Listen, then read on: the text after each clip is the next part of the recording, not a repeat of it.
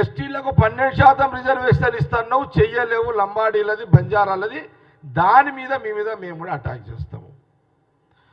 3016 నిరుద్యోగ వృత్తి ఇస్తానన్నావు, యువకులకు మోసం చేసావు, దాని మీద టీఆర్ఎస్ పార్టీ మీద మేము కూడా దాడి చేస్తాము, రాజకీయ దాడి చేస్తాము. 57 ఏళ్లకు పెన్షన్ ఇస్తా అని చెప్పినావు, అది కూడా నువ్వు చేయలేదు, మేము దాని మీద కూడా నీ మీద రాజకీయ దాడి చేస్తాము. ఇంకా మీరు చెప్పిన ఉన్నాయి ఈ 4 అయితే మీకు ఉదాహరణకు చెప్పిన.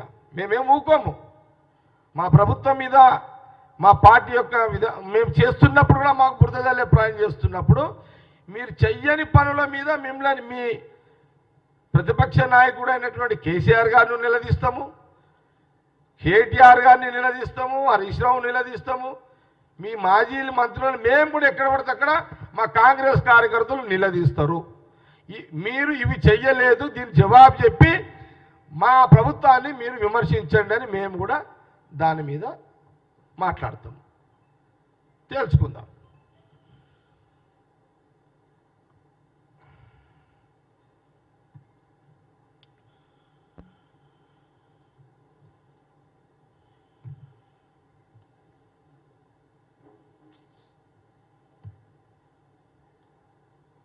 ఓకే, మీ ఏమైనా ప్రశ్నలు ఉంటే అడిగితే చెప్తా, లేదంటే ముగించమంటే ముగించుతా.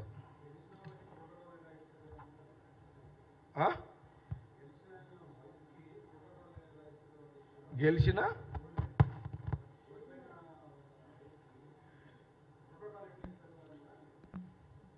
ఎవరు? ప్రశాంత్ రెడ్డి.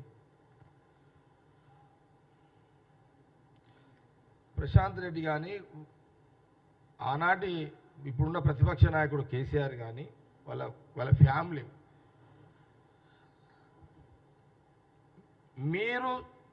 మీరు ఏ దారి అయితే చూయించురో రాజకీయంగా, మీరు మీ పాఠమే మీకే చెప్తున్నాం. ఏది ప్రోటోకాల్ లేకుండా, కాంగ్రెస్ ఎమ్మెల్యే లేని దగ్గర ప్రోటోకాల్ లేకుండా మీ వాళ్ళు ఎట్లా చేస్తారు అని ప్రశాంత్ రెడ్డి అంటున్నావు కదా, ఇది మీరు నేర్పిన విద్య, ఇది మీకే తిప్పి కొడుతున్నాము. మీరు మీ దారిలోనే మేము ప్రయాణం చేస్తున్నాము, మీ దారిలో ఒక దారిలోనే ప్రయాణం చేస్తాం. ఏది ఈ ప్రోటోకాల్ సిస్టాన్ని పాటించకుండా మీరు చేసిన ఏదైతుందో దాని పోతాం. మీ తీరు బ్రిడ్జిల మేడిగడ్డ బ్రిడ్జి పిల్లలు కొట్టినట్టు ఆ దారిలో పోం మేము. కాబట్టి రాజకీయంగా అది మాకు తప్పదు. మీరు చేసిందే, మీరు అలవాటు చేసిందే మేము కొనసాగిస్తున్నాం. మీరు చేసిన దాంట్లో కొన్నే తీసుకుంటాం, అన్నీ తీసుకోము. కొన్ని రాజకీయంగా మాది మేము మమ్మల్ని ఆ రోజు 9 ఏళ్ళు మాకు కొంత మీరు పెట్టిన ఇబ్బందులు, మీకు ఇబ్బంది పెడితే మీరు తట్టుకోలేరు, కానీ అట్లా చెయ్యం మేము. కానీ కొంత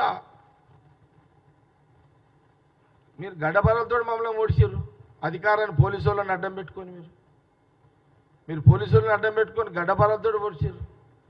ఇక మేము మీ అంత మూర్ఖులం కాదు కదా, మేము మూర్ఖులం కాదు కదా, మీరు మూర్ఖులు, మేము మూర్ఖులం కాదు, మేము సూదులతో ఓడుస్తాం మిమ్మల్ని అంతే.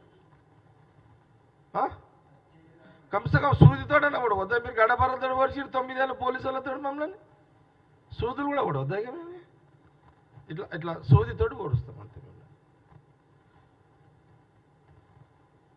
తప్పదు ఇక మళ్ళా, ఎందుకంటే మీరు నేర్పిన పాట మీకే నేర్పాలి, అది మీరు నేర్పిన పాట మీకే గుణపాఠం అది.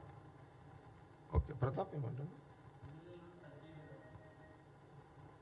ప్రశాంత్ రెడ్డి రాజకీయంగా చిన్న పిల్లగాడు, తూ తెలియదు తా తెలియదు, విన్నారా? ఏం తెలియదు ప్రశాంత్ రెడ్డికి, ఏం తెలుసు? ఎట్లా టచ్ చేయాలో మాకు తెలుసు కదా, చెప్తి కదా. కేసీఆర్ పక్కకు పండుకుంటే కూడా లేపుకొస్తాం అడిగించి ఖాళీ, అంత ఆ విద్యలు మాకు తెలుసు. ఇది రాజకీయం చతురంగము, ఆయనకేం తెలుసు?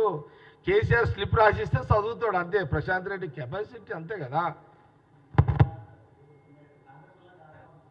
తెలుస్తుంది కదా. ఆడు 20 మంది కాంగ్రెస్ అట్రాక్షన్ అయ్యి వస్తారా రారా మీరే చూస్తారు. తప్పకుండా వస్తారు. అందులో 20 మంది తప్పకుండా వస్తారు. ఎందుకంటే వాళ్ళు హ్యాపీగా ప్రజల సేవ చెయ్యాలి కాబట్టి. టీఆర్ఎస్లో ఉన్న బీఆర్ఎస్లో ఉన్న ఎమ్మెల్యేలు, మెజార్టీ ఎమ్మెల్యేలు ప్రజల సేవ చెయ్యాలి, ప్రజల దగ్గర మంచి పేరు తెచ్చుకోవాలి అంటే కాంగ్రెస్ ఉన్న స్వతంత్రానికి, ఇక్కడున్న స్వతంత్రానికి మన పనులు ప్రజలకు చేసి పెట్టవచ్చు అనే దాని మీద ఖచ్చితంగా వాళ్ళు వస్తారు. అది కొంత మాకు మాకు మాకు కాన్ఫిడెంట్ మాకు ఉంది. వాళ్ళే వస్తారు, ఏమి ఇబ్బంది లేదు. వస్తారు అని నేను గంటబద్ధంగా చెప్తున్నా.